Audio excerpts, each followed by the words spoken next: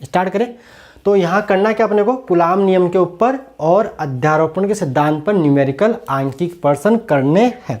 तो देखिए इधर, तो थोड़ा सा अपन कूलाम नियम का और अध्यारोपण के सिद्धांत का रिवीजन कर लेते हैं, और यहाँ पर साथ में थोड़ी सी 11th क्लास का वेक्टर सदिश योग भी काम में आएगा। आपको आता अच्छी बात है, नहीं आता तो मैं आपको बता दूंगा। तो चलिए स्टार्ट करें। तो नंबर 1 थोड़ा सा रिवीजन करते हैं 5-7 मिनट। अगर आपको ये सारी बातें आती है तो आप जाके न्यूमेरिकल सोल्व कीजिए, आगे बढ़िए, और बिल्कुल जीरो से चलना तो स्टार्ट आराम से चलिए। तो कॉपी और पेन निकाल लीजिए।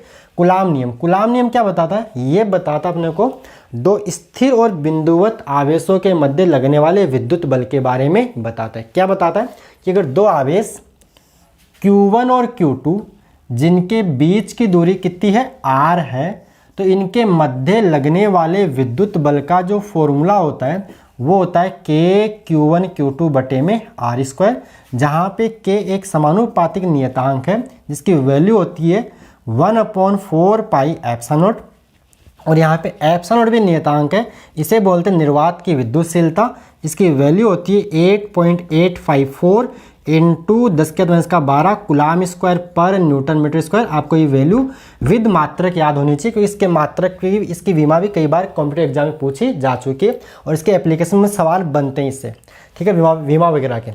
अब ये मान यहाँ पुट करते हैं तो के की वैल्यू अपने को निकल के आती है, मिलती है 9 इंटू में 10⁻9, और मात्रक होता है न्यूटन मीटर स्क्वायर पर कूलाम स्क्वायर, ठीक है। अब यहाँ पे फिर आता है आपका प्रिंसिपल ऑफ सुपरपोजिशन, अध्यारोपण का सिद्धांत। ये क्या होता है, तो ये अपने को बताता है, इसको यूं ही बोलते हैं बहुल आवेशों के मध्य बल या फोर्स बिटवीन मल्टीपल चार्जेस, कि बहुत सारे आवेश हो, मीन्स 2 से अधिक आवेश हो, मीन्स बहुत सारे आवेश हो, तो किसी एक आवेश पर नेट बल, परिणामी बल क्या होगा, ये मिलता अपने को अध्यारोपण के सिद्धांत से। तो कुछ नहीं, आसान है, कैसे देखिए समझते हैं। हमने पढ़ रखा है वैसे तो, नहीं तो आज रिवीजन कराता हूँ। कि यहाँ पे मान लो Q आवेश है, और यहाँ पे एक मान लीजिए Q1 आवेश, यहाँ मान लीजिए Q2 आवेश, ऐसे करते हैं Q3 Q4 Q5 and Q1। अब देखिए ये Q1 आवेश भी Q पे बल लगा रहा होगा, इसको मान लेते हैं F1 लगा रहा है। Q2 आवेश भी Q पे बल लगा रहा होगा, मान लेते हैं F2 लगा रहा है। ऐसे करते गए, और nवा आवेश जो Q1 है वो भी Q के ऊपर जो बल लगा रहा है वो अपन Fn मान लेते हैं। तो इस Q पर नेट बल कितना होगा, कुल बल कितना होगा, तो Q आवेश Q पर परिणामी बल, तो इसको मैं F मान लेता हूँ। तो F आएगा, वो आएगा F1 plus F2 plus F3, सबको जोड़ लेना है। लेकिन जोड़ना कैसे, जोड़ने में स्पेशल सावधानी बरतनी है, सबका करना है सदिश योग, यानी यहाँ आपको वेक्टर या सदिश का तीर का चिन्ह लगा देना है। सबका करना है वेक्टर एडिशन, वेक्टर सम, सदिश योग करना है। यही होता है अध्यारोपण का सिद्धांत। और इसमें खास बात यह है कि नहीं, दो आवेशों के मध्य लगने वाला विद्युत बल अन्य आवेश की उपस्थिति या अनुपस्थिति से प्रभावित नहीं होता। प्रेजेंस किसी अन्य क्या, प्रेजेंस और एब्सेंस कोई फर्क नहीं पड़ता, कि ये इनके जो 2 न्यूटन का बल लग रहा है, तो इस Q2 के आने से या Q2 के जाने से इन दोनों के मध्य लगने वाले बल पर कोई फर्क नहीं पड़ेगा। हाँ, नेट बल, कुल बल जरूर चेंज हो जाएगा। यही होता है अध्यारोपण का सिद्धांत। अब इसके ऊपर 1-2 न्यूमेरिकल करते हैं, बिल्कुल आसान जीरो लेवल से। देखिए सवाल नंबर 1 ये बिल्कुल, अगर फॉर्मूला बताओ ना तो LKG का बच्चा भी इसको सोल्व कर देगा। सवाल क्या है कि दो आवेश 1 कूलाम व 2 कूलाम एक दूसरे से 1 मीटर की दूरी पर रखें तो उनके मध्य लगने वाले विद्युत बल का मान क्या होगा। बिल्कुल आसान, आप खुद हो गया। तो ऐसा सवाल तो मैं बताता हूँ। सवाल ये कि दो आवेश है, एक है 1 कूलाम और एक है 2 कूलाम, और इनके बीच की दूरी 1 मीटर है, तो इनके मध्य लगने वाला विद्युत बल क्या होगा। बिल्कुल आसान, फॉर्मूला बेस, ये 0 लेवल का सवाल, ठीक है। तो क्या होता है फॉर्मूला, K Q1 कितना 1, Q2 कितना 2 बटे 1 का वर्ग। तो आंसर आ गया K का मान 9 इंटू में 10⁻9 और 2 से गुणा कर दीजिए, 18 इंटू में 10⁻9 न्यूटन। लेकिन यहाँ एक चीज़ ध्यान रखना, ये आंसर आपको हमेशा 1 और 10 के बीच में लिखना होता है। ये 18 है तो अपन 10 से भाग देंगे, 10 से गुणा कर देंगे तो 1.8 इंटू 10⁻10 न्यूटन बन जाएगा। बिल्कुल आसान सवाल, बेसिक सवाल, 0। अच्छे सवाल आगे मिलेंगे, यहाँ बिल्कुल 0 लेवल। अच्छा, ये आसान सवाल 0, यानी स्टार्टिंग से बिल्कुल 0 लेवल से स्टार्ट अपन कर रहे हैं यहाँ पर। अच्छे सवाल देखने तो वीडियो के एंड में आप जाइए, आगे बढ़िए। चलिए, हो गया बिल्कुल सवाल आसान। अब इसी के ऊपर 1-2 सवाल और करते हैं जो बोर्ड एग्जाम में अक्सर पूछे जाते और पूछ लिए जाते हैं। बिल्कुल सवाल नंबर 1, सवाल नंबर 2 स्टार्ट करें। सवाल नंबर 2 देखिए कि मान लीजिए सवाल नंबर 2 ये क्वेश्चन नंबर 2 सवाल नंबर 2 ये मैं लैंग्वेज में बोल देता हूँ, मैं लिख नहीं रहा हूँ। सवाल ये कि दो आवेश Q1 व Q2 जिनके बीच की दूरी स्मॉल r है वह इनके मध्य लगने वाला बल F है। यदि इनके बीच की दूरी को 3 गुणा कर दिया जाए तो अब नया बल होगा। तो अब नया बल होगा, ऑप्शन आपको गिवन है, ऑप्शन गिवन है, नया बल ये होगा ऑप्शन। सवाल मैंने बोल दिया, समझ में आ गया। अभी डायग्राम से और बताता हूँ। ऑप्शन ए है F/3, ऑप्शन बी है 3F, option b, option a, option c है F/9 और ऑप्शन डी है 9F। सवाल समझ में आया। सवाल ये था कि दो आवेश है जिनके Q1 और Q2 जिनके बीच की दूरी r है और इस टाइम इनके मध्य लगने वाला बल F है। फिर क्या किया, इन दोनों के बीच की दूरी को 3 गुणा कर दिया कि r था, r का 3 गुणा इन 3r। तो अब इनके मध्य बल कितना होगा ये अपने को निकालना है। तो देखिए सोल्व करते हैं सॉल्यूशन क्वेश्चन को। सॉल्यूशन तो F क्या आएगा, ये आएगा केस फर्स्ट जब इनके बीच की दूरी कितनी है r, तो F की वैल्यू आएगी K Q1 Q2 बटे में r²। ठीक है। केस सेकंड जब दूरी को 3 गुणा कर देते हैं तो मान लेते हैं बल F डैश है, आवेश में कोई परिवर्तन नहीं किया तो K Q1 Q2 और दूरी कितनी कर दी इस बार 3r। तो यहाँ क्या करोगे 3r का वर्ग करोगे तो ये क्या बन जाएगा, ये बन जाएगा K Q1 Q2 बटे में 9r²। अब ध्यान से देखिए K Q1 Q2 बटे r² को आप F बोल सकते हो। तो F डैश आपको क्या मिलेगा F/9, यानी पहले से 9 गुणा कम हो जाएगा। Option c is correct. आगे बात समझ में। अब यहीं पे मान लीजिए मैं दूरी को 4 गुणा करता तो नीचे 16 गुणा कम हो जाता। अगर मैं दूरी को 5 गुणा कर देता तो यहाँ नीचे 25 आता, तो 25 गुणा कम हो जाता। ऐसे 6 पे 36, 7 पे 49, 8 पे 64, 9 पे 81। समझ गए बात। तो ये बात मान लो यहीं पे मैं दूरी को 2 गुणा ना करके मान लो आधा कर देता, दूरी को आधा कर देता तो उस टाइम क्या करते, उस टाइम इस r की जगह अपन क्या करते r/2 करते। तो r/2 का वर्ग क्या आएगा K Q1 Q2 नीचे r² बटे में 4, ये 4 आ जाता ऊपर। तो इस टाइम बल 4 गुणा का ज़्यादा हो जाता। अगर दूरी को आधा करते तो बल 4 गुणा अधिक हो जाता। तो दूरी को कम ज़्यादा करने वाले सवाल कर लोगे, हो जाएंगे। एक सवाल और करते हैं, इसमें आवेश के साथ भी छेड़छाड़ करते हैं। आ रही बात में, बिल्कुल ये आसान सवाल है और ऐसे सवाल बोर्ड में आ जाते हैं 1-1 नंबर के अंदर। चलिए इस बार भी ऑब्जेक्टिव का तो कोई पैटर्न कंफर्म अभी नहीं है, जो भी पैटर्न आएगा आपको बता दिया जाएगा कि एग्जाम का जो पैटर्न क्या रहेगा 2022 के लिए। अभी कोई कंफर्मेशन नहीं, जब भी आएगा आपको बता दिया जाएगा। आपका भी काम है पढ़ाई करना, टॉपिक तो तैयार कीजिए, पेपर तो हो जाएगा। चलिए तो अगला सवाल नंबर 3 ये है। सवाल नंबर 3 कि दो आवेश, सवाल सुन लो एक बार, लिख लीजिए। समान परिणाम Q के दो आवेश एक दूसरे से r दूरी पर रखे हैं, वह इनके मध्य लगने वाला बल F है। यदि दोनों आवेशों का मान आधा व इनके बीच की दूरी को 2 गुना कर दिया जाए तो नया बल होगा। ये सवाल है। ठीक है, लैंग्वेज में लिख लोगे, समझाता हूँ। अब ऑप्शन आपको गिवन है। Option A F/4, option B 4F यानी 4 गुणा, ऑप्शन सी F/16 और ऑप्शन डी 16F। ये आंसर है। मतलब कौन सा सही होगा बता दीजिए। तो सवाल समझ में आ गया। सवाल ये है कि दो आवेश है। अब तीसरा सवाल, दोनों का परिणाम समान है और दोनों के बीच की दूरी r है।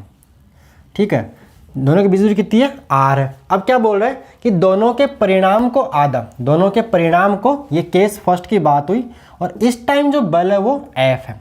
फिर बोल रहा है कि दोनों के परिणाम को तो कर दिया आधा, Q/2 और इनके बीच की दूरी को 2 गुणा कर दिया जाता है, यानी r का ये 2 गुणा कर दिया जाता है। तो अब नया बल क्या होगा। तो देखिए सॉल्यूशन इसका, केस फर्स्ट इसका देखते हैं अपन सॉल्यूशन। तो सॉल्यूशन क्या आएगा देखिए, करो। ये तो मैंने क्वेश्चन आपको डायग्राम में बना के दे दिया, जो लैंग्वेज में आपने लिखा उसमें डायग्राम में बना दिया। तो केस फर्स्ट क्या होगा, दो आवेशों के मध्य बल कैसे निकालते हैं, कूलाम नियम से। तो कूलाम नियम क्या होता है, Q1 Q2 बटे में आर स्क्वायर। तो केस फर्स्ट में जो बल का मान दिया एफ, तो एफ क्या होगा Q1 कितना है Q, Q2 कितना है Q, नीचे दूरी है R, तो कितना होगा एफ का मान हो जाएगा Q स्क्वायर बटे में आर स्क्वायर। केस सेकंड की बात करें कि जब इनका परिणाम आधा कर दे, यानी अब जो बल है इसको अपन एफ डैश मान लेते हैं। क्या मान लेते हैं?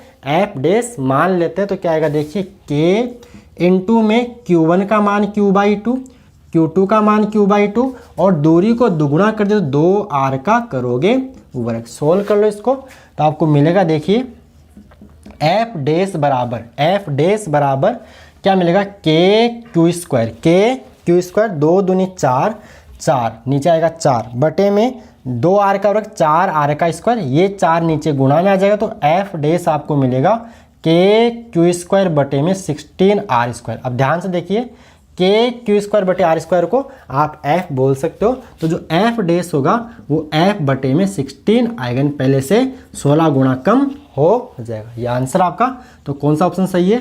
Option c is correct. f बटा 16 हो जाएगा। तो ये थे बिल्कुल आसान सवाल, ये थे आपके बिल्कुल आसान सवाल। अब जो सवाल आएंगे उसमें अपने को काम आएगा 11th क्लास का वेक्टर, 11th क्लास का सदिश काम में आएगा। तो अब मैं आपको थोड़ा सा सदिश पढ़ाऊंगा, उसके बाद सवाल कराऊंगा। अगर आपको सदिश आपको कॉन्फिडेंस से पूरा आता है जोड़ वगैरह तो आप आगे बढ़िए, और नहीं तो देख बेटर होगा एक बार आप इसको देख ही लो, आ रही बात समझ में? तो चलिए अब हम थोड़ी सी 11th क्लास की बात करेंगे, वेक्टर एडिशन जो आपने पढ़ा था सदिश योग के नियम।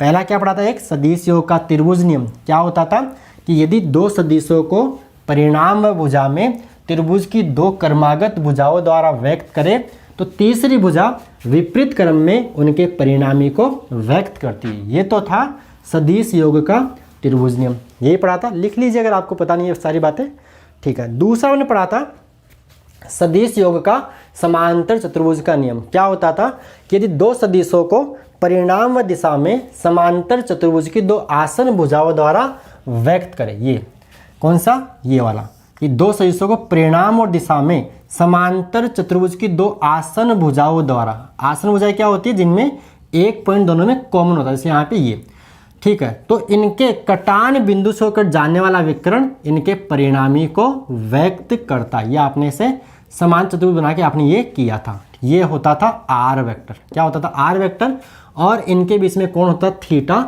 तो अपन इसका डेरिवेशन नहीं करेंगे, आर वेक्टर जो होता है वो P vector plus Q vector होता है, ये तो बात ठीक है। लेकिन अपने को बात करनी है इसके मोड आर की, यानी इसके परिणामी की। तो जो आर का फॉर्मूला आता था वो आता था वर्गमूल के अंदर P square plus Q square plus 2pq cos theta.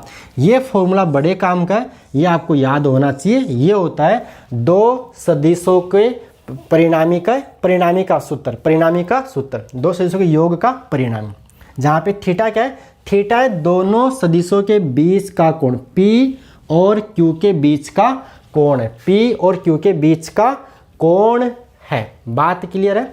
P और Q के बीच का कोण है, इतनी बात क्लियर? तो ये फॉर्मूला दिमाग में बैठा लो।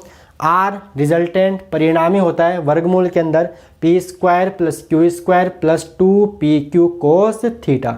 अब यहाँ अपन अलग अलग केसेस की बातें करेंगे। केस फर्स्ट ये है कि यदि थीटा 0 डिग्री हो, थीटा 0 का मतलब क्या हो गया? P और Q P वेक्टर जिधर है उधर ही आपका Q वेक्टर, यानी P और Q दोनों एक दूसरे के समांतर है। तो इस टाइम देखिए थीटा का मान 0 डिग्री हो गया, तो कोस 0 का मान कितना होता है? 1 होता है, तो यहाँ बन जाएगा 1, तो ये बन जाएगा वर्गमूल के अंदर P square plus Q square plus 2pq, यहाँ 1 आ जाएगा, तो आप इसको p प्लस क्यू का स्क्वायर बोल सकते हो वर्गमूल के अंदर।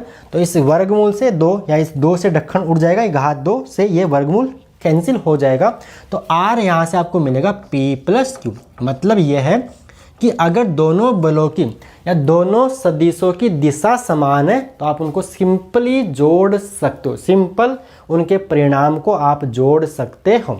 क्लियर? केस सेकंड की बात करते हैं। केस सेकंड आर्य बात समझ, डेरिवेशन की बात नहीं करनी, अपने को इस फॉर्मूले से मतलब है, बस इस फॉर्मूले का एप्लीकेशन, इसको काम में लेना अपने को। तो ये फॉर्मूला आपको आना चाहिए और इसके अलग अलग केसेस करने का फ़ायदा आपको न्यूमेरिकल्स में मिलता है, क्योंकि सीधा न्यूमेरिकल सोल्व कर लेंगे, अपने को पता हो कौन भाई ये है। अब देखिए आपको धीरे धीरे समझ में आएगा। स्पीड ज़्यादा तो नहीं हो रही है, समझ में आ रहा है, आराम से लेना। चलिए और स्पीड थोड़ा धीरे कर लेते हैं अपन। केस सेकेंड, केस अब आराम से तो पढ़ा, इतना तो पढ़ाना ही पड़ेगा ना, इतनी तो ना, केस सेकेंड या इतना तो नहीं, हाँ। चलिए केस सेकेंड, तो केस सेकेंड यदि थीटा बराबर 90 डिग्री, थीटा बराबर 90 डिग्री मतलब ये है कि P और Q दोनों एक दूसरे से 90 डिग्री को, यानी मतलब P इधर है तो Q इससे जस्ट 90 डिग्री पर होगा, ये है थीटा 90 का मतलब, यानी P is perpendicular to Q vector. तो देखिए यहाँ पे थीटा जब 90 डिग्री हो जाएगा तो कोस 90 डिग्री का मान कितना होता है 0, तो 0 इंटू कुछ भी 0, तो R जो मिलेगा आपको वो मिलेगा सिंपल वर्गमूल के अंदर P square plus Q square मिलेगा। यानी अपन सिंपल अगर दो सदिश एक दूसरे से 90 डिग्री पर है तो उनका परिणामी सिंपल दोनों का वर्ग करके उनको जोड़ के उनका वर्गमूल ले लेंगे, यानी सिंपल पाइथागोरस प्रमेय की तरह निकाल लेंगे। ठीक है, चलिए केस थर्ड की बात करते हैं। केस थर्ड यानी यदि थीटा बराबर 180 डिग्री, थीटा 180 डिग्री का मतलब ये हो गया कि अगर P वेक्टर इधर है, P सदिश इधर है, तो Q वेक्टर इसके जस्ट अपोजिट होगा, ये इनके बीच में कोण 180 डिग्री बन गया। अब आप जानते हो यहाँ रखोगे थीटा मान 180 डिग्री और कोस 180 डिग्री का मान कितना होता है -1, तो यहाँ पे -1 रखो, समझ आ रहा ना भाई, 180 डिग्री यहाँ रखोगे, कोस 180 का -1, तो ये -1 ये बन जाएगा प्लस और माइनस माइनस, तो ये बन जाएगा वर्गमूल के अंदर P square plus Q square minus 2PQ, जिसको अपन P माइनस Q का होल स्क्वायर लिख सकते हैं। आ रही बात समझ में, A square plus B square minus 2AB क्या था, A माइनस B का होल स्क्वायर पढ़ रखा है 10th क्लास तक। जैसे A यहाँ किया था, P जब थीटा 0 था तो यहाँ पे cos 0 1, तो वर्गमूल के अंदर P square plus Q square plus 2PQ, यानी एक तरह से A square plus B square plus 2AB, जो A प्लस B का होल स्क्वायर, ऐसे ही A माइनस B का होल स्क्वायर, यानी यहाँ पे A और B की जगह A की जगह P, B की जगह Q है। तो इस वर्गमूल से ये घात 2 कट जाएगी तो R आपको मिलेगा P माइनस Q, यानी इसका मतलब ये है कि अगर दो सदिश एक दूसरे के विपरीत है, जैसे मान लो एक आदमी आपको इधर खींच रहा आपकी टांग पकड़ के और एक आदमी इधर खींच रहा आपका सिर पकड़ के, आप कहाँ जाओगे, जो ज़्यादा बलवान होगा आपको ले जाएगा खींच के। आ रही बात समझ में, तो ये P माइनस Q, यहाँ दोनों जुड़ रहे थे कि मान लो आपको दो आदमी खींच रहे, दोनों आपकी टांग पकड़ के खींच रहे, तो आप उसकी दिशा में भाग जाओगे जो दोनों खींच रहे से, है ना, एक उधर खींच रहा है एक इधर, तो ज़्यादा यहाँ पे उल्टा है तो जो ज़्यादा उसकी ओर आप भाग जाओगे। ठीक है, केस फोर्थ थोड़ा सा इंपॉर्टेंट है, अगर ये आपको याद रहता है तो आपको न्यूमेरिकल्स करना आपके लिए चुटकियों का खेल हो जाएगा, बहुत ही आसान हो जाएगा।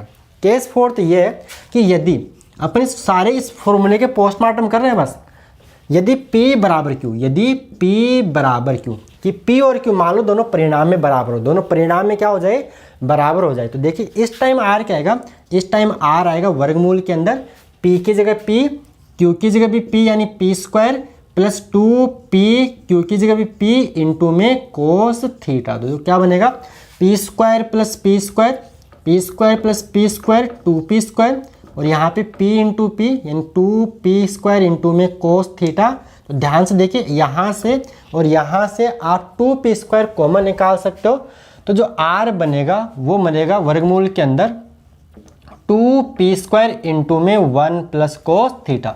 अब एक फॉर्मूला याद कर लो, हालांकि मैंने बेसिक मैथ्स फॉर फिजिक्स में ट्रिग्नोमेट्री के वीडियोज अपलोड कर रखे, वहाँ सारी बातें डिटेल से बता रखी है कि 1 प्लस कोस क्या होता है, 1 माइनस कोस क्या होता है, साइन 2 थीटा क्या होता है, कोस 2 थीटा क्या होता है, सारे ट्रिग्नोमेट्री के फॉर्मूला बता रखे। बेटर होगा वो देख लीजिए, और यहाँ मैं आपकी थोड़ी सी हेल्प कर देता हूँ। आपको याद होगा 1 प्लस कोस थीटा का जो फॉर्मूला होता है वो 2 कोस स्क्वायर थीटा बाई 2 होता है, याद कर लो इस फॉर्मूले को।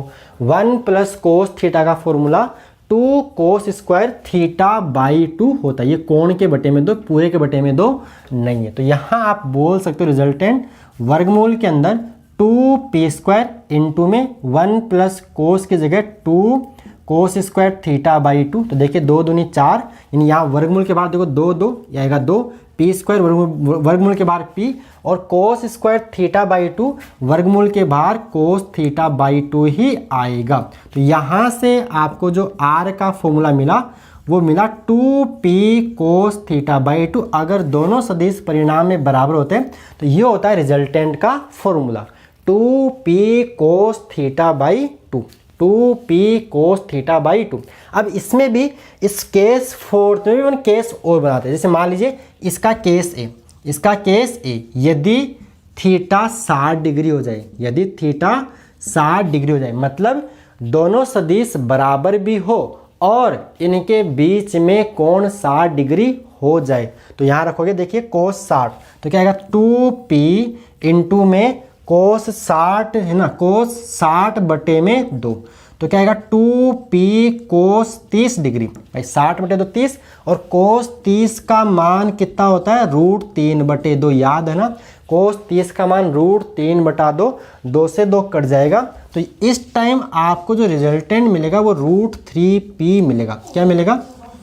√3p मिलेगा। यानी कॉन्सेप्ट यह है कि अगर दोनों सदिश परिणाम में बराबर होते हैं तो इनका परिणामी किसी एक सदिश के परिणाम का √3 गुना होता है। बात क्लियर है? अगर दोनों सदिश परिणाम में बराबर होते हैं तो इनका परिणामी किसी एक सदिश के परिणाम का √3 गुना होता है। चाहे तो यहाँ पे √3q कर सकते हो, चाहे तो √3p कर सकते हो। ये बात अपने को आज ही न्यूमेरिकल्स में काम आने वाली। ये फॉर्मूला देखो, या तो आप याद कर लो फिर से निकालो, थोड़ा सा टाइम लगेगा, लेकिन कॉम्पिटिटिव एग्जाम में जितना अपन टाइम बचा पाएंगे उतना अपने लिए बेटर होगा, क्योंकि अपन अच्छे सालों में टाइम दे पाएंगे। तो आपको जितने फॉर्मूले याद हो जाए अच्छी बात है, ठीक है। तो ये बात क्लियर है कि अगर कोण 60 डिग्री है और दोनों सदिश परिणाम में बराबर है तो इनका परिणामी किसी एक सदिश के परिणाम का √3 गुना होता है। चलिए नेक्स्ट केस लेते हैं। यदि थीटा बराबर कितना ले, यदि थीटा बराबर अपन ले लेते हैं 100 या थीटा 90 ले, 90 तो 90 ले, थीटा 90 डिग्री। यदि थीटा बराबर 90 डिग्री, थीटा दोनों बराबर भी है, दोनों बराबर भी है और इनके बीच में कोण 90 डिग्री है, तो रखो यहाँ पे कोस 90, तो r का मान आएगा 2p इंटू में कोस 90 बटा 2, 90 बटा 2 कोस 45 डिग्री, तो 2p कोस 45 डिग्री, और कोस 45 की वैल्यू होती है 1/√2। तो आप देखिए यहाँ पे 2 है, नीचे √2 है, √2 है, तो ऊपर 2 को आप √2 इंटू √2 लिख सकते हो, तो एक √2 कट जाएगा, तो यहाँ से जो रिजल्टेंट आएगा वो √2p आएगा। तो ये भी आपको फॉर्मूला याद है तो बेटर रहेगा कि अगर दोनों सदिश परिणाम में बराबर होते हैं और इनके बीच में कोण 90 डिग्री होता है तो इनका परिणामी किसी एक सदिश का √2 गुना होता है, या तो √2p बोल दो चाहे √2q बोल दो। इतनी बात क्लियर। केस थर्ड, यदि केस फोर्थ में चौथा केस, इसको मैं b बोल देता हूँ, इसको मैंने a बोला होगा यहाँ पे, इसको a हाँ बोला है, और इसको मैं अब तीसरे को c बोलता हूँ।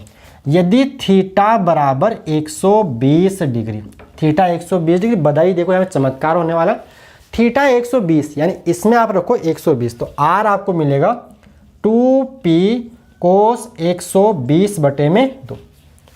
120 में तो 2 का भाग 2 क्या आएगा, कोस 60 आएगा, तो 2p कोस 60 डिग्री, और कोस 60 का मान कितना होता है 1/2, याद है कोस 60 डिग्री का मान 1/2 होता है, 2 से 2 कट जाएगा। तो देखिए यहाँ पे चमत्कार ये है, परिणामी उनके बराबर आ गया।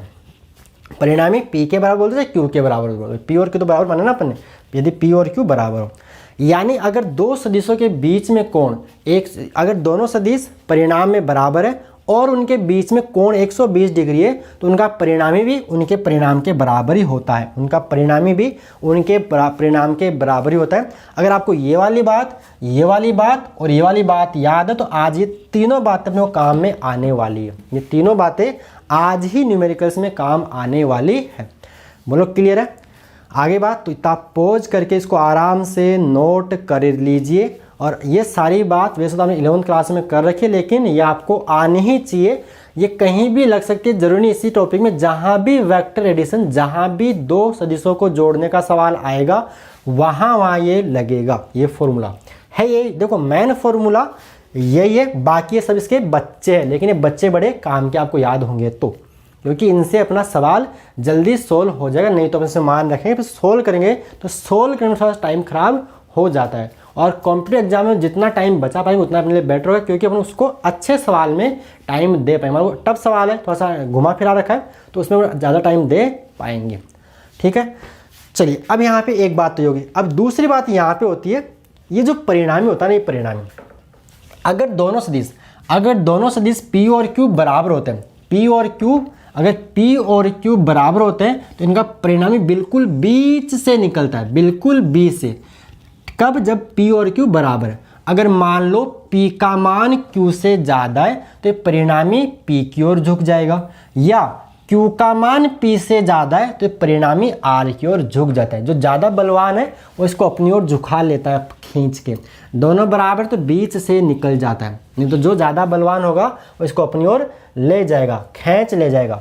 ठीक है, पहले पड़ेगी तो ये इसकी परिणामी की दिशा होगी। अगर दोनों बराबर तो बिल्कुल बीच से निकलेगा, या दोनों बराबर नहीं है तो जो ज़्यादा होगा उसकी ओर शिफ्ट हो जाएगा, उसकी ओर झुक जाएगा। ये थी बात वेक्टर एडिशन की, सदिश मतलब योग की। अब इसके ऊपर अपन करते हैं सवाल।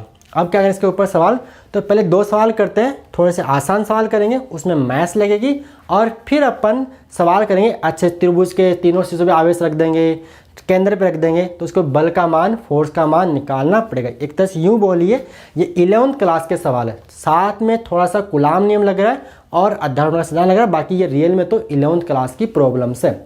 चलिए स्टार्ट करें। तो ये आपने नोट कर लिया, इसको मैं करता हूँ रब, और उसके बाद अपन आगे चलते हैं। एक बार इसको रब साफ कर दूँ।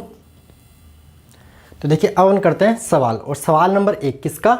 अध्यारोपण का सिद्धांत में बहुत सारे आवेश हो तो सवाल। देखो सवाल क्या मैंने लिख दिया यहाँ पे। सवाल ये है कि 10 धनात्मक आवेश x पर क्रमशः 1 metre, 2 metre, 3 metre, dash dash dash 10 metre, ऐसे 1 metre, 2 metre, 3 metre, 4 metre, 5 metre, 6 metre करते हुए 10 मीटर पर रखें, जिनका मान क्रमशः 1 कुलाम, 8 कुलाम, 27 कुलाम एंड सोन 1000 कुलाम है।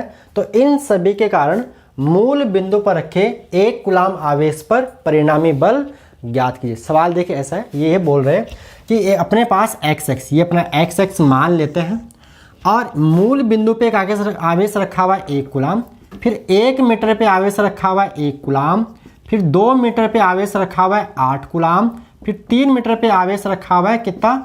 27 कुलाम, ऐसे ही 4 मीटर पे 64, 5 मीटर पे 125, 6 मीटर पे 216, 7 पे 300, ऐसे करते गए, ऐसे करते हुए 10 मीटर पे आवेश रखा हुआ है 1000 कुलाम। तो इन सभी आवेशों की वजह से, ये आपका x है, इन सभी आवेशों की वजह से मूल बिंदु पर रखे 1 कुलाम आवेश पर परिणामी बल क्या होगा, ये आपको बताना है।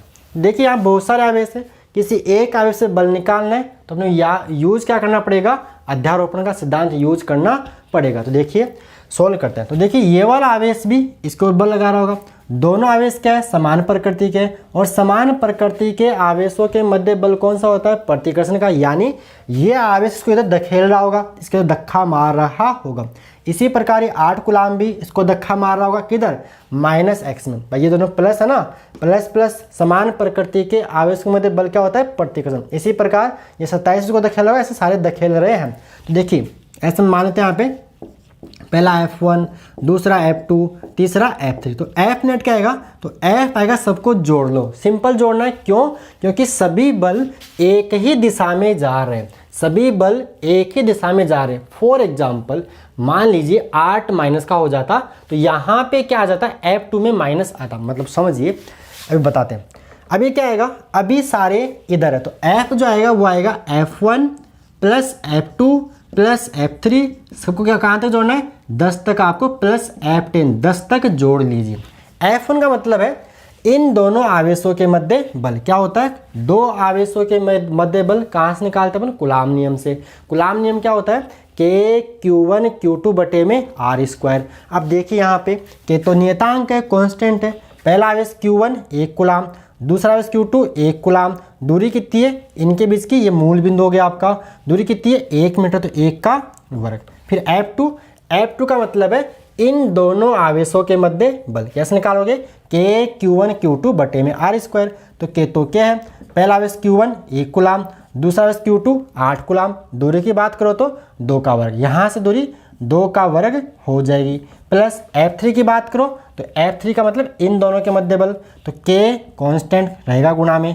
पहला आवेश कितना है? Q1 1 कूलाम, दूसरा कितना है? 27 कूलाम, बटे में दूरी कितनी है? 3 का वर्ग। ऐसे करते गए लास्ट में कौन आएगा?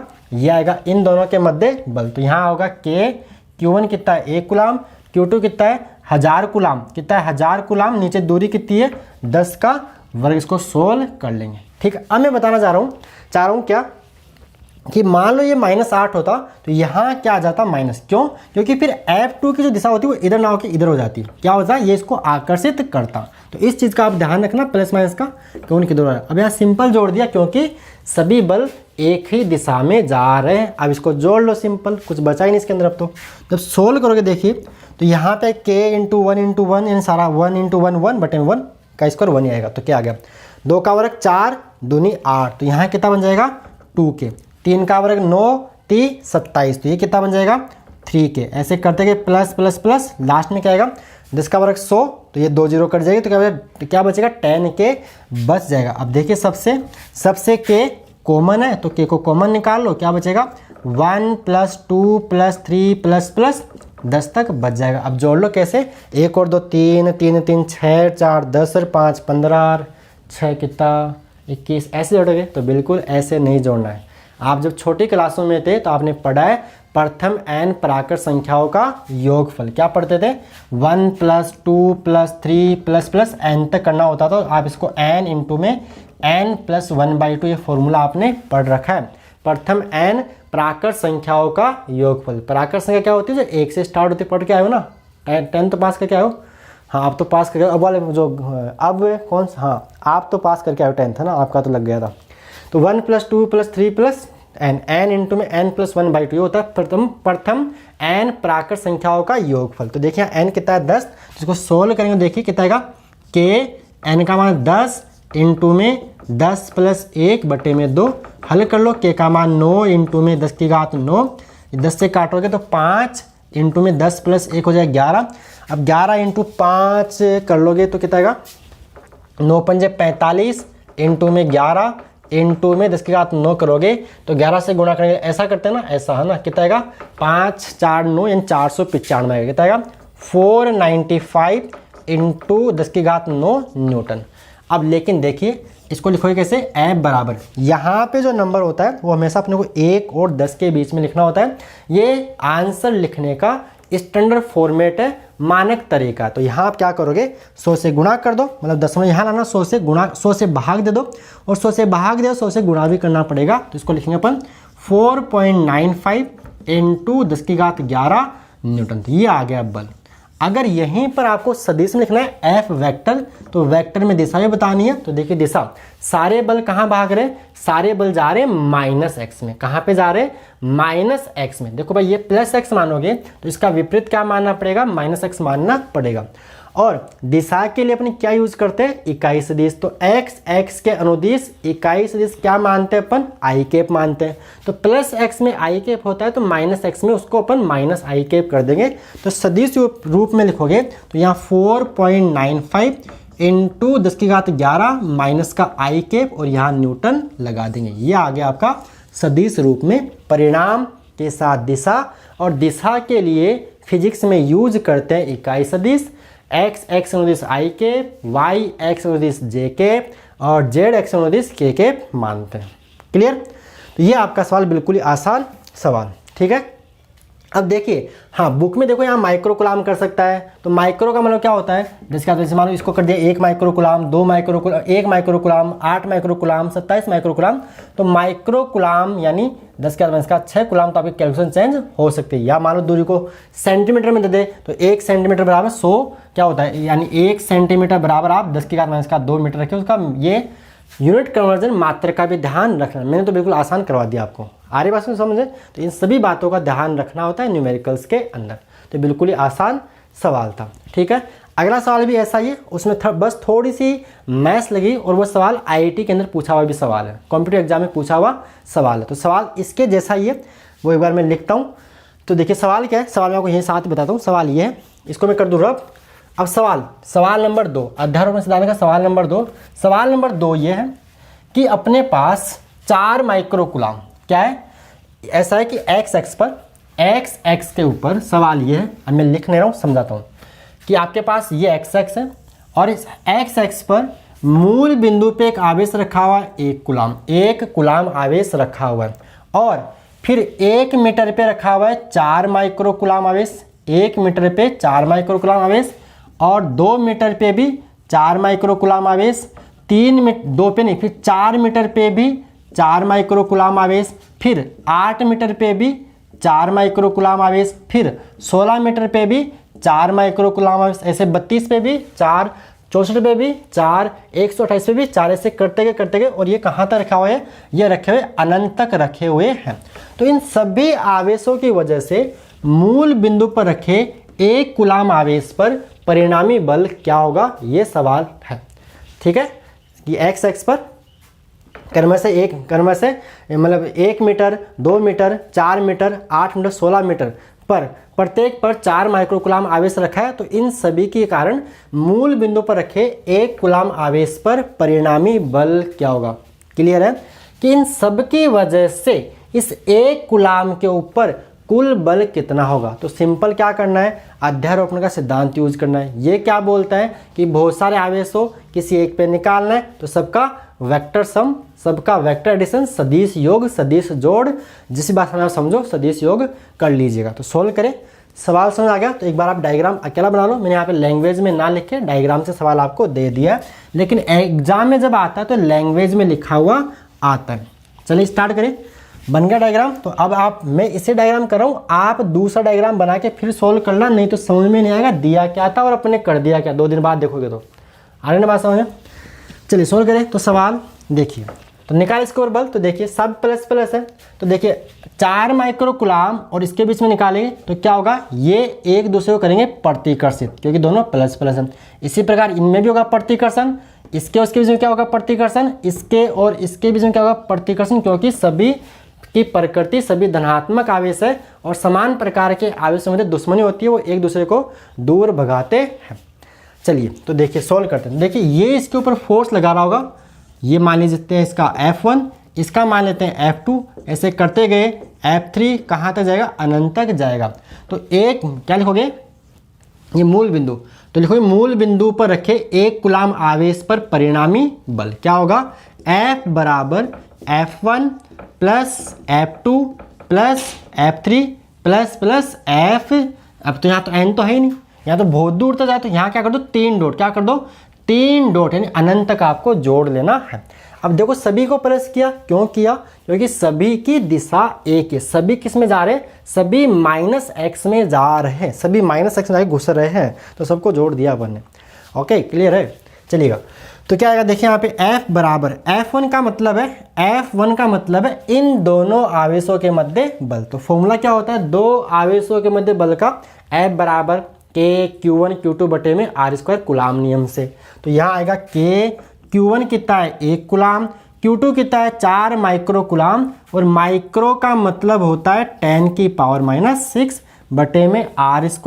R क्या है दूरी, तो कितनी होगी 1 का वर्ग होगा। चलिए अब F2 क्या है, F2 है इस 1 कुलाम और इस 4 माइक्रो कुलाम के मध्य बल। तो क्या होगा K इंटू में 1 इंटू में Q2 यहाँ पे 4 और माइक्रो यानी 10 का 6। दूरी की बात करें तो दूरी यहाँ पे ये वाली कितनी है 2 मीटर, यानी 2 का वर्ग करना है। चलिए फिर निकालेंगे F3। तो F3 क्या है, इसके और इसके मध्य बल क्या होगा, K इंटू 1 इंटू Q2 कितना है वही 4 माइक्रो का मतलब होता है 10 के 6 बटे में दूरी कितनी यहाँ पे कितनी आएगी 4 का वर्ग। तो 4 का वर्ग ऐसे करता है, तो सबको आप जोड़ना है, कहाँ तक जोड़ना है, अनंत। तो 3 डॉट बताता है अनंत को। अब देखिए इसको जोड़ना है, तो यहाँ से देखिए सबसे ऊपर से तो कॉमन आ गया, ऊपर वाला सब में कॉमन है, तो ये तो आ जाएगा बाहर, आपका आ जाएगा। देखिए K इंटू 1 इंटू 4 इंटू 10 की पावर -6 तो आपका बाहर आ जाएगा। तो यहाँ क्या बच रहा है, यहाँ बच रहा है 1/1² यानी 1, यहाँ बच रहा है ऊपर तो 1/ नीचे 2 स्क्वायर यानी 4, प्लस ऊपर तो बचेगा 1 भाई सब कॉमन आ गया और नीचे 4 का वर्ग 16, ऐसे आगे नीचे ऊपर क्या आएगा, फिर आएगा कितना आएगा 2 4 8, नीचे फिर आएगा 64, तो आने दो, ऐसे अनंत तक जा रहा है। अब इन सबको जोड़ना है, लेकिन ये कहाँ तक जा रहा है, अनंत तक। क्या आपको इसको जोड़ना आता है, इसको जोड़ना, तो इसके लिए आपको थोड़ी सी मैथ्स पढ़नी पड़ेगी। क्या पढ़नी पड़ेगी, थोड़ी सी मैथ्स आपको पढ़नी पड़ेगी। जो मैथ्स वाले हैं उन्होंने पढ़ रखी है जीपी, ज्योमेट्रिक प्रोग्रेशन, गुणोत्तर श्रेणी पढ़ रखी है, और जो बायो में उनको परेशान की कोई ज़रूरत नहीं है, मैं हूं ना, अभी मैं बताता हूँ। तो देखिए थोड़ा सा मैं आपको 10th क्लास में लेके चलता हूँ। 10th क्लास में आपने पढ़ा था एपी, क्या पढ़ा था, एपी अर्थमेटिक प्रोग्रेशन, समांतर श्रेणी क्या होती थी। जैसे एग्जाम्पल देखिए 2 4 6 8, इसी को बताने के लिए ये अपन समझाने आपको थोड़ी सी मैथ्स काम में आएगी यहाँ पे। तो 2 4 6 8 10 12 14 16, ये देखिए यहाँ पे क्या है, ऐसी श्रेणी को बोलते हैं समांतर श्रेणी। यहाँ पे देखिए क्रमागत पदों का अंतर बराबर है। देखो 4 में से 2 गया तो 2, 6 में से 4 गया तो 2, 8 में से 6 गया तो 2, 10 में से 8 गया तो 2, 12 में 10 गया तो 2, और इसको बोलते हैं सार्व अंतर, कॉमन डिफरेंस। क्या बोलते हैं, डी सार्व अंतर। ऐसी श्रेणी को बोलते हैं समांतर श्रेणी, और इसको जोड़ने का फॉर्मूला जो हमने पढ़ रखा है एस एन, इसके प्रथम n पदों के योगफल का सूत्र n/2 इंटू में 2a प्लस n-1 इंटू में d होता है। इसको तो बोलते हैं समांतर श्रेणी। अब एक आती है अपने पास जीपी, ज्योमेट्रिक प्रोग्रेशन, जैसे 2 4 8 16 32 64, इसको ही देखिए। देखो यहाँ पे क्या है, यहाँ देखो हर एक अगला टर्म पीछे वाले पद का 2 गुणा है। 2 को गुणा करो 4 से, सॉरी 2 दूनी 4 दूनी 8 दूनी 16 दूना 32 दूना 64, यानी हर एक अगला पद पीछे वाले पद का 2 गुणा है। यानी यहाँ पे देखिए क्रमागत पदों का अनुपात बराबर, मतलब 4 में 2 का भाग 2 2, 8 में 4 का भाग 2 2, 16 में 8 का भाग 2 2, 32 में 16 का भाग 2 2। इसको बोलते हैं अपन जो क्रमागत पदों का अनुपात बराबर है, इस चीज को बोलते हैं CR, कॉमन रेशियो। हिंदी में इसको बोलते हैं, जैसे इसको डी को सार्व अंतर बोलते थे आप 10th क्लास में, इसी प्रकार इसको बोलते हैं सार्व अनुपात। जो मैथ्स वाले उन्होंने पढ़ रखा है, लेकिन बायो वालों को ये चीज़ पता नहीं होती है। R बराबर सार्व अनुपात, कॉमन रेशियो इसको बोलते हैं। अब इसके भी देखो एनवा पद का जो इसका जो मानक रूप होता है वो होता है A into AR into AR² dash dash AR की पावर n-1, ये इसका होता है एनवा पद। जैसे आपका AP का A plus D A plus 2D, ऐसे आपका आता था एनवा पद A प्लस n-1 इंटू में D आता था एनवा पद। इसी प्रकार GP का इसको बोलते हैं GP मतलब गुणोत्तर श्रेणी है ना, गुणोत्तर श्रेणी इसको बोलते हैं। तो गुणोत्तर श्रेणी का जो एनवा पद वो AR की पावर n-1 होता है, और इस A को क्या बोलते हैं, A को बोलते हैं प्रथम पद, और R को बोलते हैं सार्व अनुपात, जो मैंने यहाँ पे लिख दिया। अब इसके भी बहुत सारे फॉर्मूले होते हैं, अपने को बहुत सारों से मतलब नहीं है, अपने को मतलब है अनंत पदों वाली गुणोत्तर श्रेणी का योगफल। तो अनंत पद लिख लो, अनंत पदों वाली गुणोत्तर श्रेणी का योगफल का फॉर्मूला होता है A/1 - R।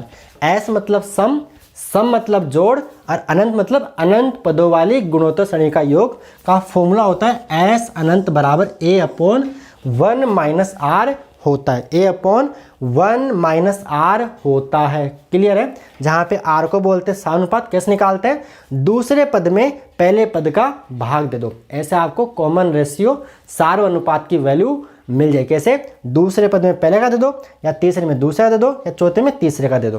तो आप अगर जीपी है तो आप दूसरे में पहले का भाग देना, आपको सार्व अनुपात की वैल्यू मिल जाएगी।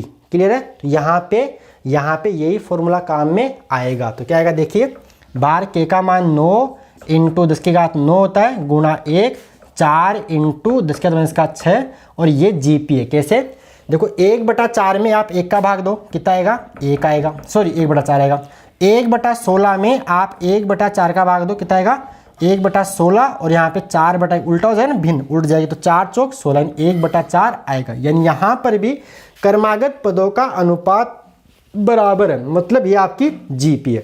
जीपी मतलब ज्योमेट्रिक प्रोग्रेशन है, तो इसको जोड़ना कैसे, इस वाले फॉर्मूले से। तो यहाँ पे देखिए पहला पद कितना है ए कितना है यहाँ पे 1/r, r कितना है 1/4, इसको जोड़ लो तो कितना आएगा 9 इंटू में 4 10 की घात प्लस का 9 माइनस का 6 10 की घात 3 बन जाएगी। और यहाँ पे आएगा 1/4 लघुत्तम लोगे तो 4 माइनस 1 यानी 3/4, 4 जाएगा ऊपर और 3 तिया 9, 3 तिया 3 इंटू में 4 इंटू में 4 इंटू में 10 की घात 3 न्यूटन आएगा।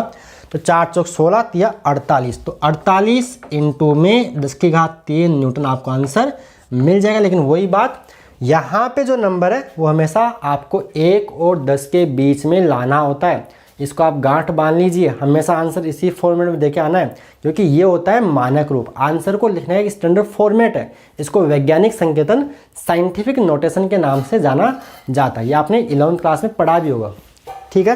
तो f इज इक्वल टू आएगा, दशमलव यहाँ लगाना, 10 से भाग दो और 10 से भाग दिया तो 10 से गुणा भी करना पड़ेगा, मतलब 4.8 इंटू में 10 की घात 4 न्यूटन बन जाए। मतलब दशमलव यहाँ से यहाँ किसका आना, तो यहाँ एक घात बढ़ा दो 10 के अंदर, तो 4.8 इंटू 10 की घात 4 न्यूटन। ये तो आ गया बल। अगर मान लो सदिश में लिखना है एफ वेक्टर, तो यहाँ लिखोगे 4.8 इंटू 10 की घात 4 और सभी बल किस में जा रहे हैं, माइनस एक्स में जा रहे हैं। तो यहाँ अपन लगा देंगे इकाई सदिश माइनस आई के और यहाँ अपन न्यूटन लगा देंगे। ये सवाल आईआईटी में पूछा हुआ सवाल है, 1995 पुराने टाइम पूछा था, लेकिन 1995 लेकिन है अच्छा सवाल कॉन्सेप्ट को क्लियर करने के लिए। तो यहाँ थोड़ी बहुत मैथ्स में काम आएगी जो मैंने आपको बता दी। तो ये बातें आप नोट कर लेना।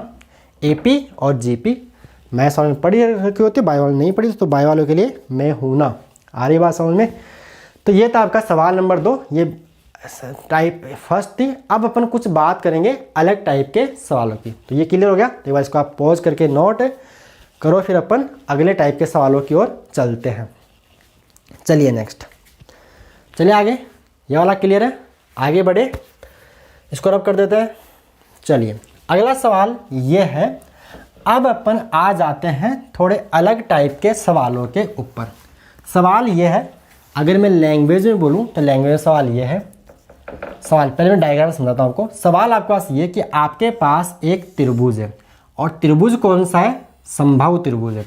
और समबाहु त्रिभुज की भुजा कितनी है, ए। समबाहु त्रिभुज वो त्रिभुज जिसकी तीनों भुजाएं बराबर होती है और प्रत्येक कोण 60 डिग्री का होता है, उसे अपन समबाहु त्रिभुज इक्विलैटरल ट्राइंगल बोलते हैं। चलिए हुआ क्या कर रखा है, और इसके तीनों शीर्षों पे यहाँ पे एक प्लस क्यू आवेश रखा हुआ है, यहाँ पे एक प्लस क्यू आवेश रखा है और यहाँ पे एक प्लस क्यू आवेश रखा हुआ है।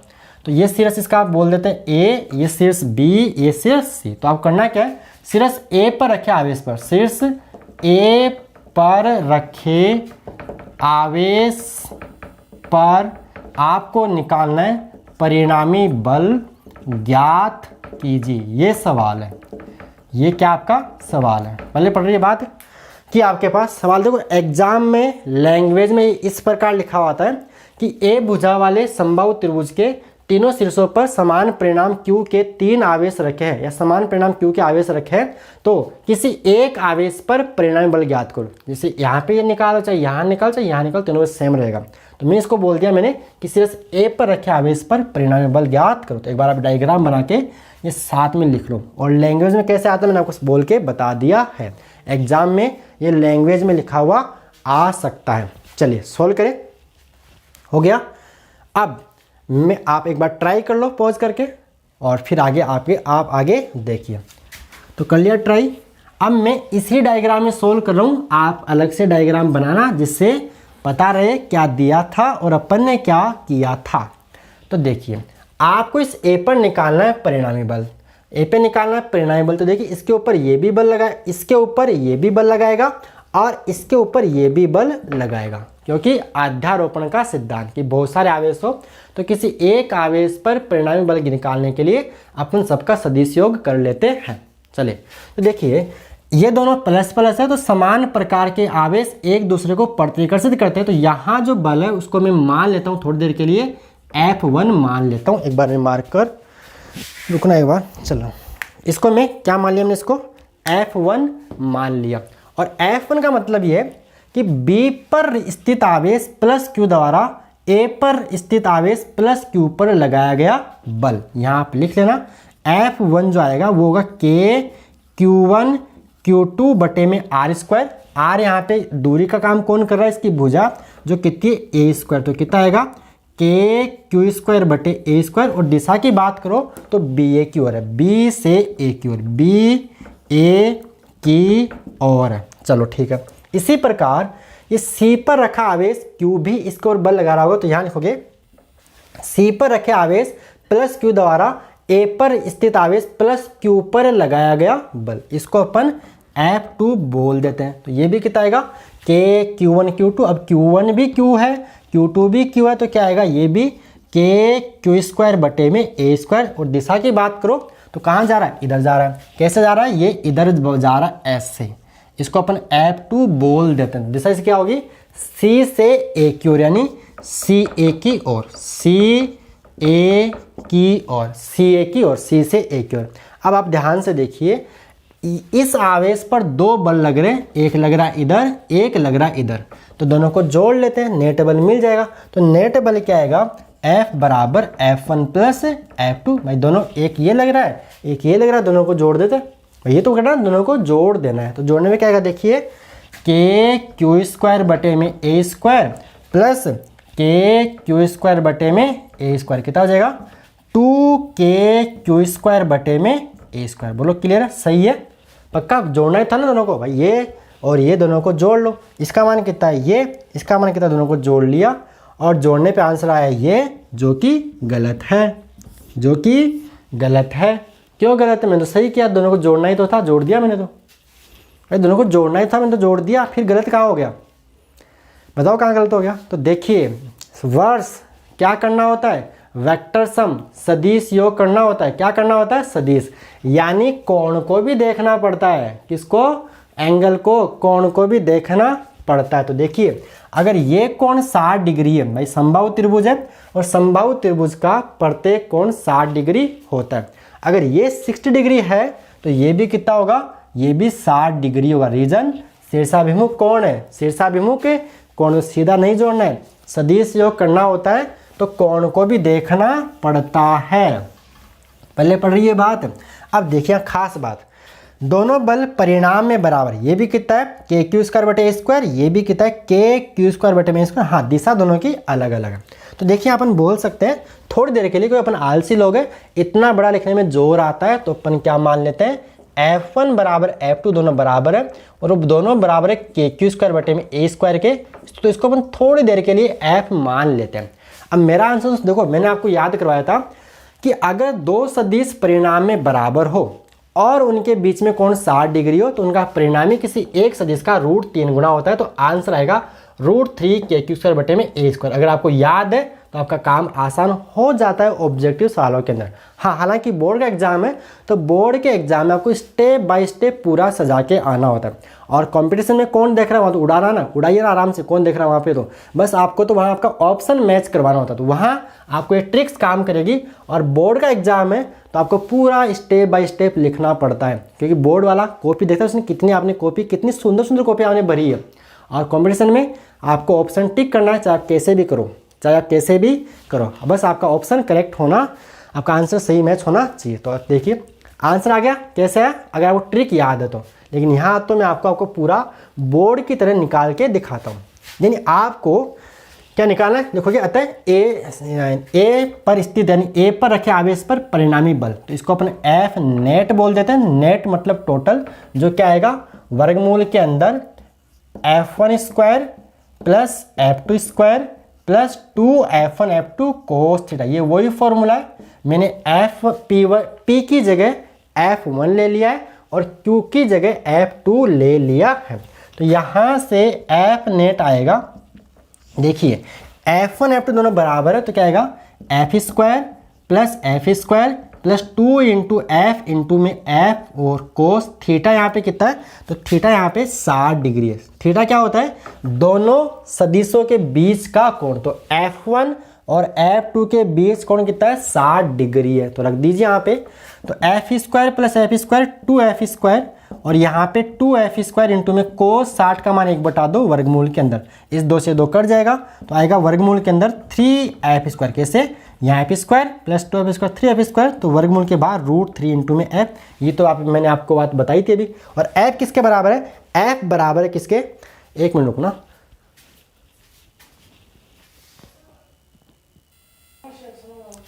तो देखिए √3 इंटू में f, और f की वैल्यू कितनी है k² बटे में a², तो यहाँ पे आएगा √3 k² बटे में a², और यहाँ कितना आएगा न्यूटन। तो यही तो मैं आपको बता रहा था कि अगर दोनों सदिश परिणाम में बराबर हो और उनके बीच में कोण 60 डिग्री होता है तो उनका परिणाम किसी एक सदिश का √3 गुना होता है। ठीक है, अगर यहीं पे ये तो बात होगी परिणाम की, अगर दिशा की बात कर लेता तो दिशा देखो बिल्कुल ये इनके बीच से निकलेगा, ये होगा आपका एफ नेट, ये बन गया आपका समांतर चतुर्भुज। क्यों, बीच से क्यों निकलेगा, क्योंकि मैंने आपको बताया कि अगर दो सदिश P और Q परिणाम में बराबर होते हैं तो इनका परिणामी बिल्कुल बीच से निकलता है, बिल्कुल बीच से निकलता है। तो ये इसका एफ नेट, यानी आप इसको बोल सकते हो अगर आगे बढ़ाओगे तो इनकी जो दिशा होगी वो BC के लंबवत होगी। ये जो बल है वो BC के लंबवत आ रहा है। हालांकि दिशा पूछ नहीं, यहाँ पे पूछता तो आप ये भी बता सकते थे। बोलो क्लियर है। तो ये था आपका आज का सवाल नंबर 3 था, अध्यारोपण के सिद्धांत का सवाल नंबर 3। बोलो क्लियर है। अगला सवाल देखिए, अगला भी इसके जैसे बस आसान सवाल है, थोड़ा सा चेंज, हल्का सा उसको थोड़ा बहुत चेंज करते हैं। क्लियर है, ये समझ में आ गया। तो ऐसे सवाल आप आएंगे तो आप आराम से इजीली कर लोगे। ऐसे सवाल अपने को आगे जब हम विद्युत क्षेत्र इलेक्ट्रिक फील्ड पढ़ेंगे वहाँ भी ऐसे सवाल आपको मिलेंगे। तो ये फॉर्मूला बड़े ही काम का आपको याद हो जाना चाहिए। नोट हो गया। अगला सवाल ये है, इसको मैं रब कर देता हूँ। सवाल यही है, थोड़ा सा उसको चेंज करते हैं। सवाल नंबर 4 आज का सवाल नंबर 4 ये है कि आपके पास वो एक समबाहु त्रिभुज है और समबाहु त्रिभुज के शीर्षों वही 3 आवेश रखे, लेकिन इस बार आवेश का थोड़ी सी प्रकृति चेंज करते, परिणाम वही रखते हैं। यानी सवाल नंबर 4 ये है कि आपके पास एक समबाहु त्रिभुज है जिसकी भुजा कितनी है, इसकी भुजा A है, भुजा कितनी है A है, और इसके यहाँ पे रखा हुआ है +q आवेश, यहाँ पे रखा हुआ है +q आवेश और यहाँ रखा हुआ है -q आवेश। ये इसका वर्टेक्स A है, ये वर्टेक्स B है, शीर्ष B है और ये शीर्ष C है। तो क्या यहाँ पे आपको बताना A पर स्थित आवेश पर, A पर स्थित आवेश पर, या A पर रखे, A पर स्थित आवेश पर परिणामी बल ज्ञात कीजिए, पर परिणामी बल ज्ञात कीजिए, ये सवाल है। ठीक है, तो कर लोगे। देखिए यहाँ ये क्या है, यहाँ पे ये -q, यहाँ पे ये -q है, ये +q, निकाले। सवाल समझ आ गया कि आपके पास एक समबाहु त्रिभुज, इसकी भुजा A है और इसके A शीर्ष पर +q आवेश है, B पे भी +q आवेश है एंड C पर -q आवेश है। तो आपको A पर स्थित आवेश पर परिणामी बल निकालना है। क्लियर है मेरी बात। तो यहाँ पे देखिए, इस अब आप क्या करना है, डायग्राम बनाओ, सवाल लिख लो, पॉज करके सोल्व करो। कर लिया तो आगे देखिए, अब डायग्राम दोबारा से बनाइए। मैं इसमें काम कर रहा हूँ, आपको अलग डायग्राम बना लेना चाहिए जिससे खचर पचर नहीं होगी, ज़्यादा गलतियाँ वलतियाँ नहीं होगी, पता रहेगा क्या दिया था और क्या निकालना है। चलिएगा, तो देखिए ये जो B आवेश है, B आवेश है, इसके ऊपर फोर्स लगा रहा होगा, तो ये प्लस है, ये भी क्या है प्लस, तो यहाँ पे क्या होगा, प्रतिकर्षण होगा, दूर जाएगा, तो ये होगा आपका F1।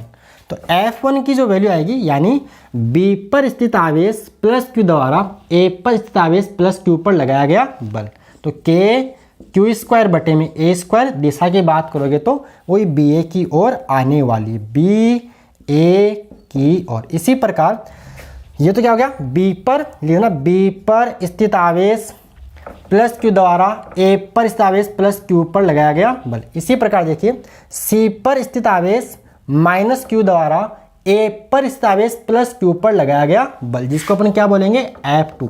लेकिन F2 की दिशा यहाँ पे क्या होगी, तो देखिए ये प्लस है और ये माइनस, तो यहाँ क्या होगा, यहाँ होगा आकर्षण। ये अपने को इसको, ये -q आवेश इसको अपनी ओर खींच लेगा, अपनी ओर बुला लेगा, आ जा, ऐसे। ठीक है, तो ये होगा आपका F2, ये आपका क्या होगा, F2। दिशा समझ आ गई, क्योंकि इस बार ये प्लस है और ये क्या आपका माइनस है। तो प्लस और माइनस, यानी जब आवेश विपरीत प्रकृति के होते हैं तो उनके मध्य कैसा बल लगता है, आकर्षण बल लगता है, फोर्स ऑफ अट्रैक्शन लगता है वहाँ पे। तो F2 आएगा कितना, वही KQ² बटे में A²। काम की बात, कूलाम नियम में आवेश का मान चिन्ह के साथ नहीं रखते हैं। चिन्ह आपको बताता है कि आकर्षण होगा या प्रतिकर्षण होगा। तो अपन ये तो यहीं पे दिशा में एडजस्ट कर लिया। आप यहाँ Q का मान विद साइन मत रखना। यहाँ पे चिन्ह से क्या पता चलता है, डायरेक्शन की फोर्स जो बल है उसकी प्रकृति आकर्षण होगी या फिर प्रतिकर्षण की होगी। तो दिशा इसकी इस बार क्या होगी,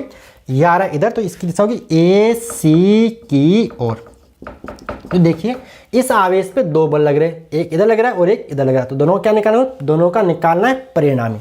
तो देखिए F नेट क्या आएगा, F नेट आएगा वही वर्गमूल के अंदर F1 square plus F2 square plus 2F1 F2 cos theta. तो आपको ये वाला कोण चाहिए होगा।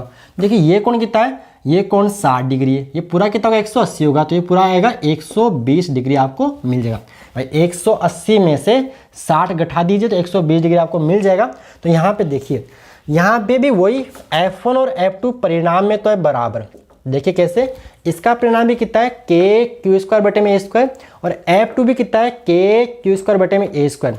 यानी ये दोनों परिणाम में बराबर k q स्क्वायर बटे में a स्क्वायर। इसको मैं थोड़ी देर के लिए f मान लेता हूँ, और इनके बीच में कोण 120 डिग्री। अब मेरा फॉर्मूला याद करो, वो वाला जो मैंने आपको लिखवाया था कि अगर दो सदिश बराबर हो, परिणाम में बराबर हो, बल भी तो सदिश राशि तो है, कि दो सदिश परिणाम में बराबर हो और उनके बीच में कोण 120 डिग्री हो, तो उनका परिणामी भी वही होता है जो उनमें से किसी एक का परिणाम। तो यहाँ पे f का जो मान आएगा वो आएगा तो k q स्क्वायर बटे में a स्क्वायर। ये अपने ट्रिक है, ये अपने कॉन्सेप्ट है, कॉन्सेप्ट क्लियर होने चाहिए। ये आपको ये कॉन्सेप्ट काम आएंगे कॉम्पिटिटिव एग्जाम से, नीट और जब जेईई का आप एग्जाम दोगे तो आपको ये कॉन्सेप्ट आपकी हेल्प वहाँ पे करेंगे।